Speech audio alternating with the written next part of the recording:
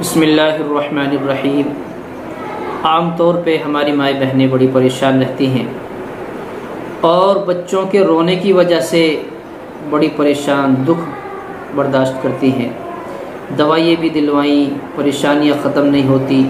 अब क्या करें? बाज़ मर्तबा बच्चे को कोई दुख नहीं होता लेकिन रोता है, बहुत ज़्यादा रोता है। उसके लिए आसान सी दुआ है, कुरान करीम की आयत के ज़रिए से उस बच्चे का रोना इंशाअल्लाह बंद हो जाएगा। आसान सा नुस्खा है, इसकी दो तरकीबें हैं। एक तो ये है, मैंने पिछली बार भी कुरान करीम की आयत से बच्चे के रोने का इलाज बतलाया।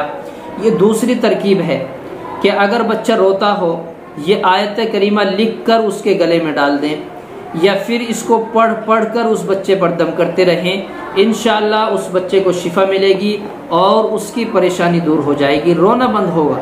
अब वो रोना चाहे नज़र की वजह से हो या झपेट की वजह से हो, असर की वजह से हो, बीमारी की वजह से हो, तरकीब इसकी ये है कि बच्चा अगर रोता है, अब रोने के कोई भी कारण हो, तो इंशाअल्लाह उसको शिफा मिल जाएगी।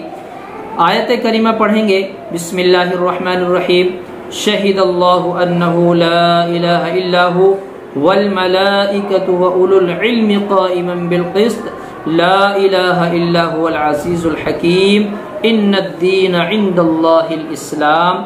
यहाँ तक पढ़ेंगे और उस बच्चे पर दम करेंगे। अव्वल आखिर दुरूद शरीफ पढ़ें और इसको 3 बार पढ़ के दम कर दें और थोड़े से पानी पर दम कर लें, उस पानी को भी पिलाएं, इंशाअल्लाह शिफा मिलेगी।